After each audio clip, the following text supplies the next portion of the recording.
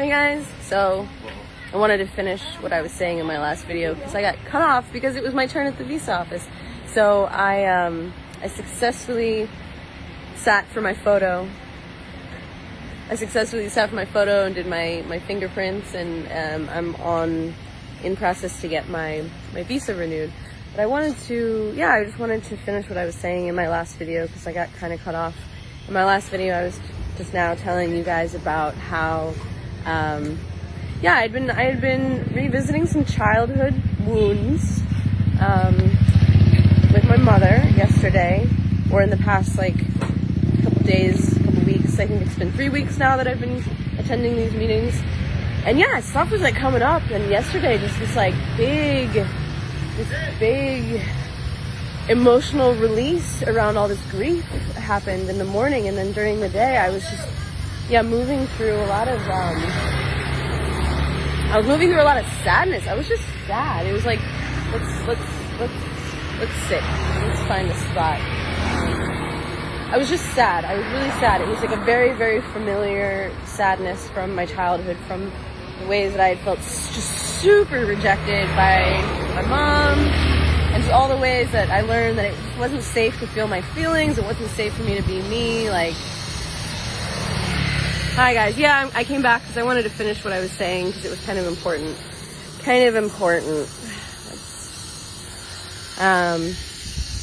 Cicadas. So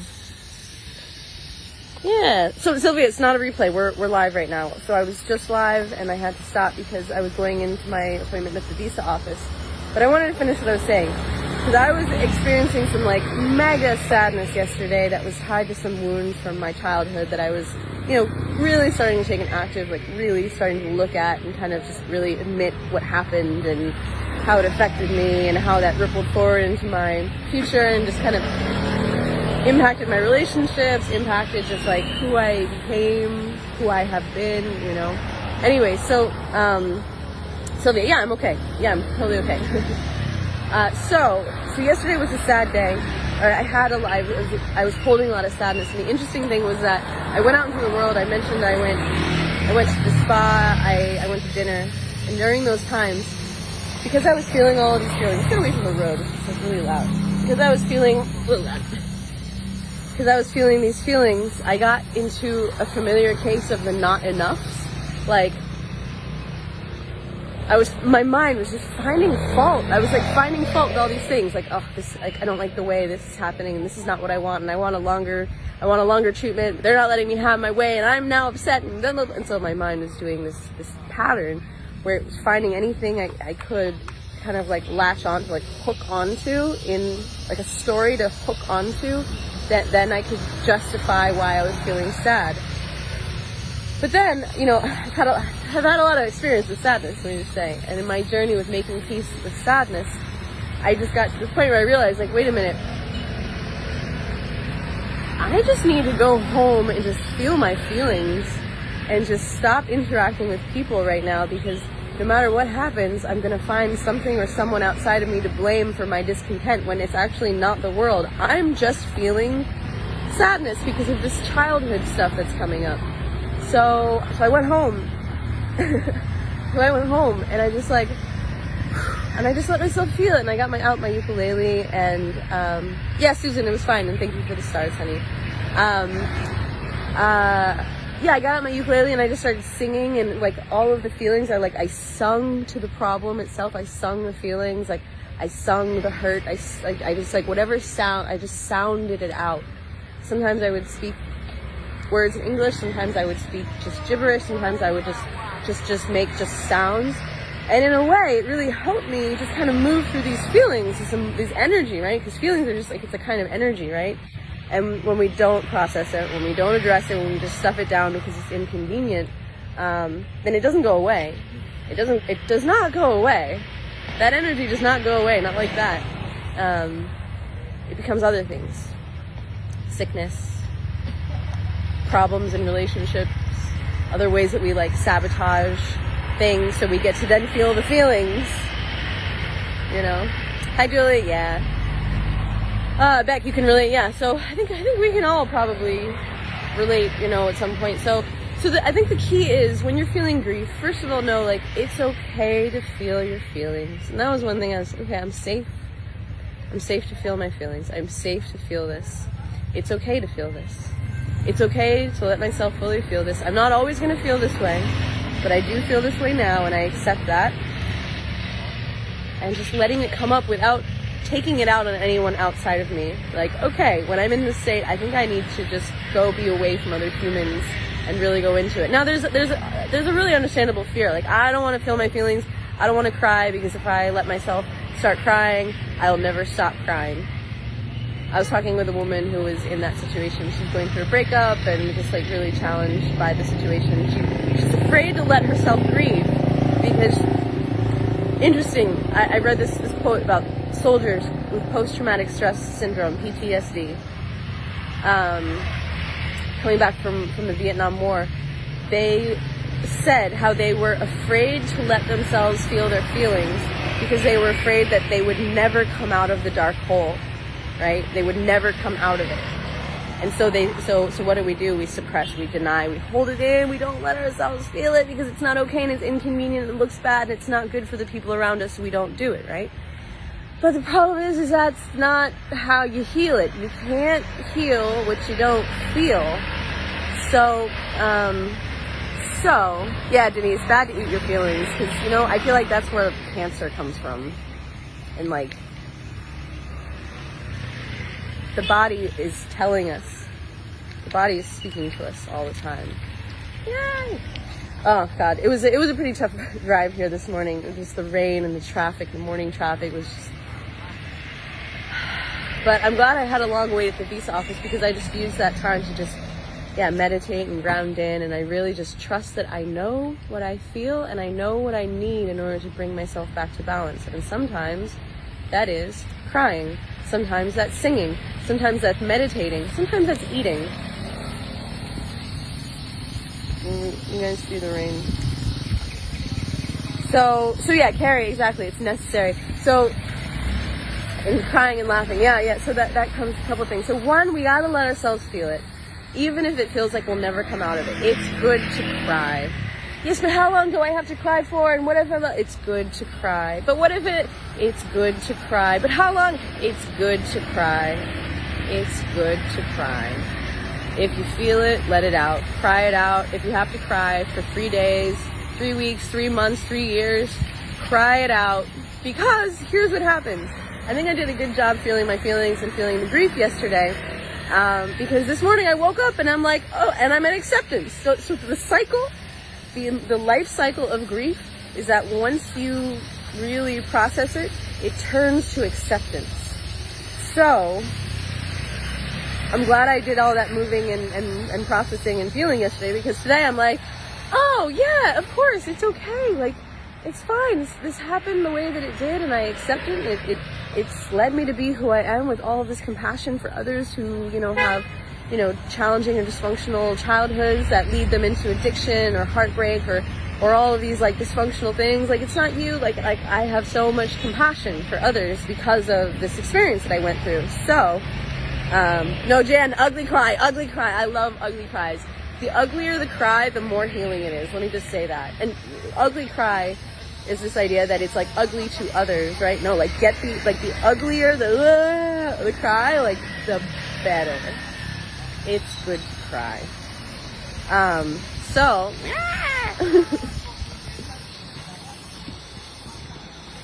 Hi, Tiffany. Yeah, Michelle.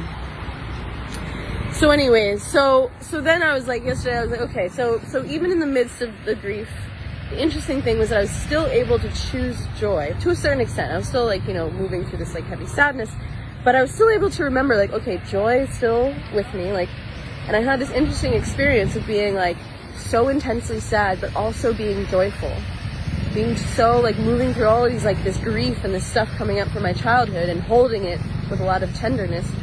And also just like being really rooted in my gratitude of like, wow, okay, I was able to like witness my mind doing the thing where it was like agitated and not enough and blaming others, and there's always a problem, there's always something not to like. When your mind is agitated, there's always something not to like. So I was able to witness it with also this like compassion, like, oh honey, like I feel like so much of what we're doing in the ACA work is like learning to reparent yourself, and you ultimately become your own loving parent. So it's like, I was like, okay, seeing myself go through this thing, and it's just like, oh honey, like, it's okay, I'm here with you, I'm loving you, you're safe to feel what you're feeling. And then, you know, just the question of like, how do we get back to joy? How do we choose joy? And I think a lot of it is just like, it's really about presence and keeping yourself like in the moment. Hi Erin, I know it's hard, honey, and I'm here. I'm here and I'm loving you, and I'm sharing, and I hope you're listening and you can apply some of these things. So how do we return to joy when it's really hard? It's hard, I know. But you can't heal what you don't feel. And you can't heal what you only let yourself feel half-assed and like kind of like, no, like feel it. Make time and space. Put the shit away. Stop distracting yourself. Don't take it out on anyone. Don't blame anyone, and just go into the feelings and just like be there for yourself. So it's like, honey, so what is the conversation you have with yourself? In the past it was, shouldn't be this way, it shouldn't be this way, I'm wrong, I'm bad, I'm wasting time, I'm making a mistake, it's wrong, you're wrong, judgment. Okay, so what's a different way we can approach the situation?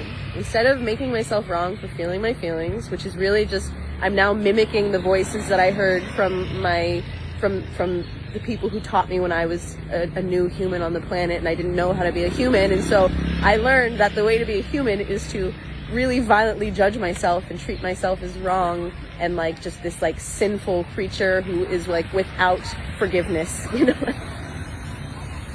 So we're changing the dialogue. I think that's one of the keys. We're changing the dialogue with ourselves. So I'm now becoming my own loving parent. Instead of being a neglectful, judgmental, harming language parent, I'm now becoming a parent who's okay, hey honey, I see you're going through something.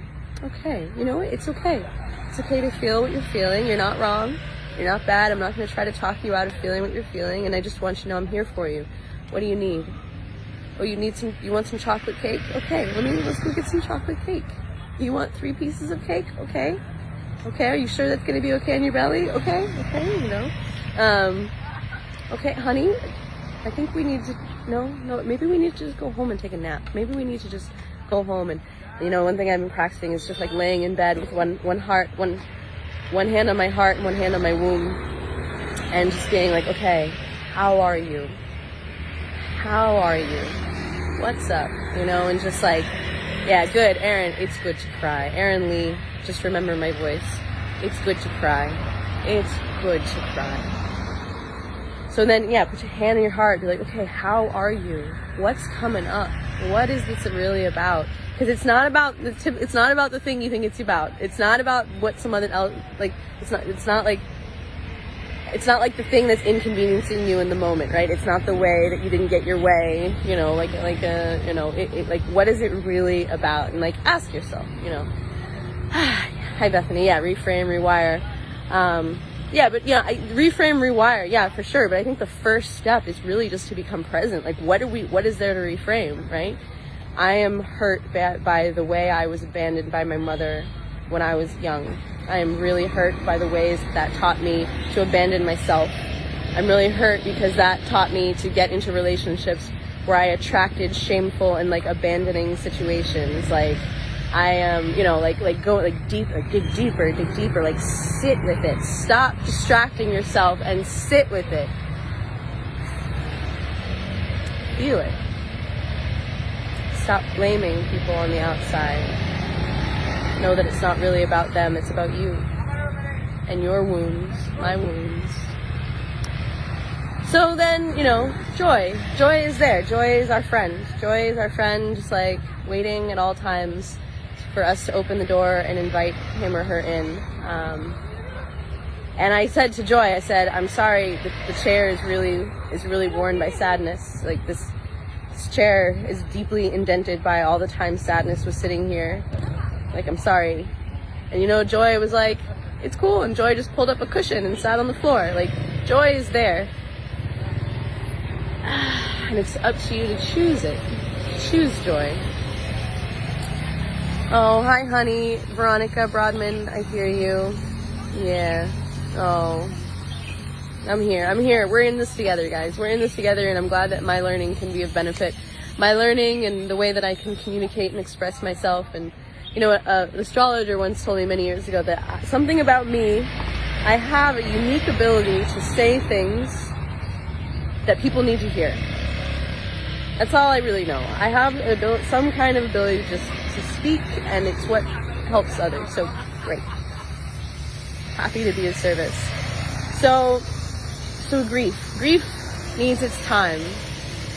We don't get through it by denying it, because it is inconvenient. Grief is really inconvenient, especially when we want to go out and play and have fun and everyone else looks like they're having fun, you know. But give everything the time that it deserves, and you deserve it, and your feelings deserve it, and what you went through was real, and it was hard, and it's hard, and it doesn't get better by running away from it. It doesn't get better by buying something. It doesn't get better. There's no perfect guy. There's no perfect relationship that's going to walk into your life and suddenly take all your pain away. It may give you a convenient Band-Aid in the moment that's exciting, right? And so the excitement kind of distracts you from the pain, but you know what? That excitement fades.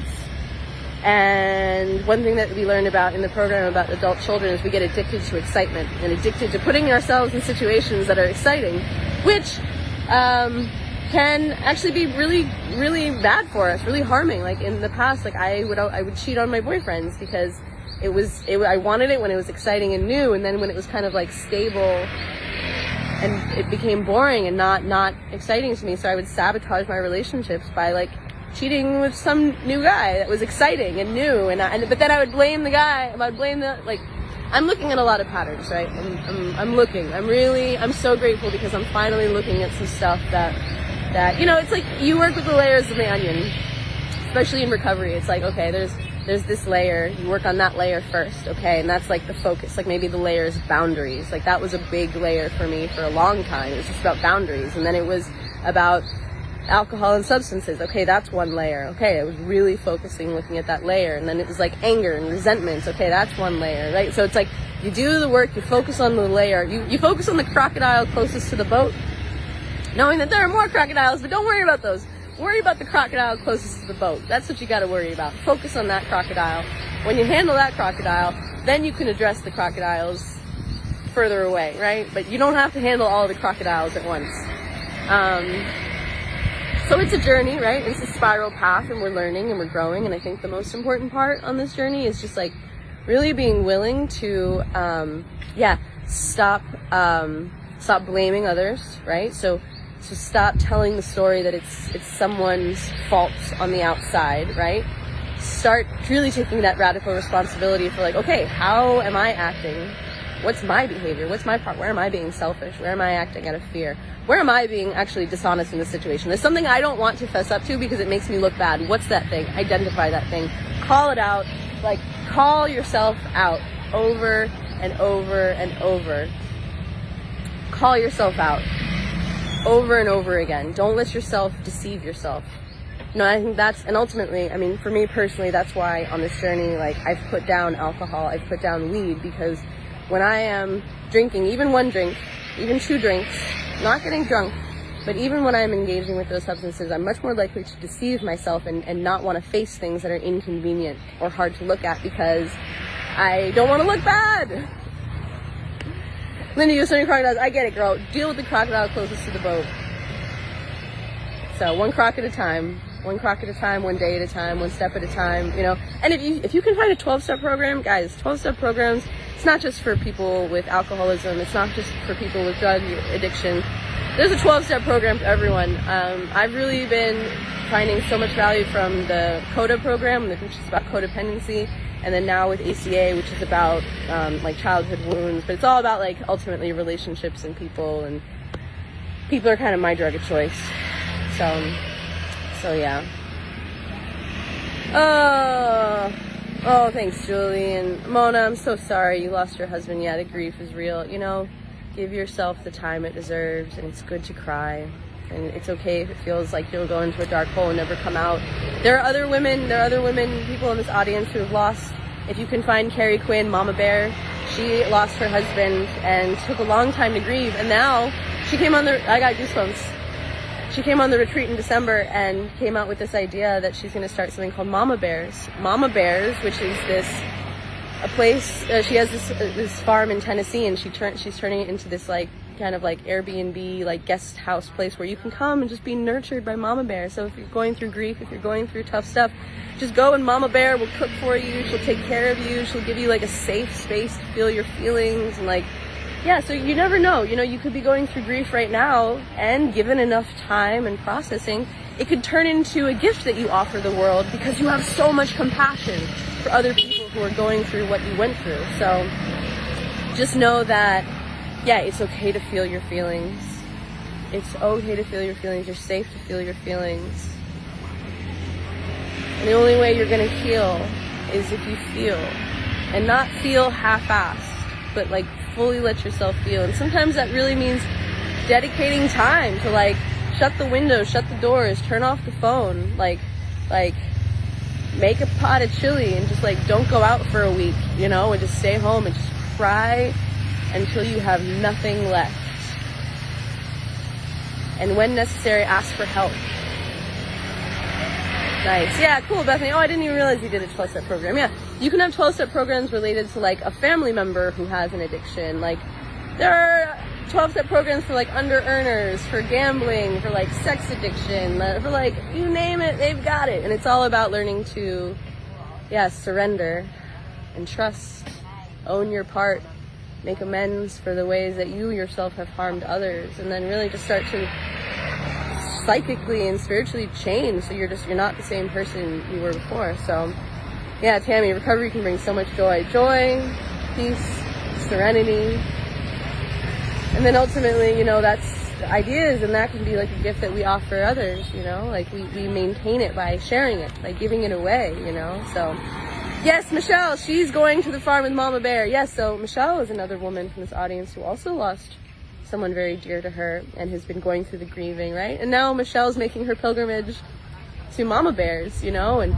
linking up, you know. It'd be cool if, yeah, I just see this like a flash of like a support group for like women who have lost their husbands or people who have lost their husbands. How do we find Mama Bears? You know what? I've been meaning to share her page. She has a Facebook page. It's like On the Farm with Mama Bear. She's been doing great. I got a lot of goosebumps. I need to share. I've been meaning to. I'm going to share. In fact, why don't I get off this video right now because I want to go. Actually, I got another 12-step meeting. I'm going to AAA, which is All Addicts Anonymous. That's for everybody, so everyone comes together. It's great. It's actually at this local recovery center, Kimbali. If you are looking to get sober in a really, really amazing place, one of the greatest communities in the world, Kimbali Recovery Center is here in Bali. Very dear friends of mine, really amazing community, highly recommended. Cool, Bethany, yes, yours was geared for personal growth and deep development. That's why you enjoy deep self-love and self-care. Oh, that's why you're so shining and bright. You did a 12-step program. Bethany, that makes so much sense. Can you message me privately and let me know which one you did? It's an anonymous program, and that creates the safety, which is why, like, it's hard. So anyways, I'm going to get off this video. Hi, Isabel. Hi, honey. I'm going to get off this video, and I just want to assure you that it is possible. It is possible to heal your heart, no matter what pain, no matter what trauma you're going through, but you got to be willing to face it. You got to be willing to just to face it, because we can't heal what we don't feel. We can't heal what we don't feel fully, not half-assed feeling. And it can be the greatest thing that ever happened to us, because it can lead us to how we're really meant to serve others in this life, because we have so much compassion and understanding for them and what they go through. So yeah, anyways. Okay, now time to do the hour drive back to Wood, and yeah, careful driving back. At least it's not raining now. It was raining, and it was pretty nasty this morning. I got on that highway again, and I was like, ugh. And I was in my big poncho, and excuse me. So, Aaron, Erin Leanne, I hear you. I hear you, honey. It's hard, I know. But you can't heal what you don't feel. And healing is possible as much as you give in to really surrendering into the feeling. And do it, just be gentle with yourself. Just know you've been through a lot. Whatever it was hard. It was hard. And it's impacted you in a lot of different ways. And it will continue to impact you until you face it. And the best thing that you can do for your family, for your children, for your future children is, it's like, let the pain stop here. Like don't pass it on to someone else. Don't blame someone else. Don't put it on someone else. Like that's, I think, the best thing we can do is do our own work, so we don't carry on the lineage, like the lineage of the pain or the abuse or the, stuff. It's kind of a nice metaphor that, it was raining and it was dark and cloudy all morning and now the sun's coming out. So, have faith. Joy will come, and just know that joy is possible. Joy is possible even for you. Joy is possible. And you can still, remember, you can still be going through a hard time. You can still be grieving. You can still be sad. And you can still, it sounds weird, you can still be joyful at the same time. Have you seen the image of the theatric arts of like the mask, the one that's laughing, one is crying? That's real. That's like a real thing. Like you can laugh and cry at the same time. They don't have to be mutually exclusive. And I think a real key for how do you get to joy, especially when it's hard, breathe. Be present where you are. Feel the weight of your body wherever you are. Look around you. Open your eyes. See the beauty of life. Notice your breath.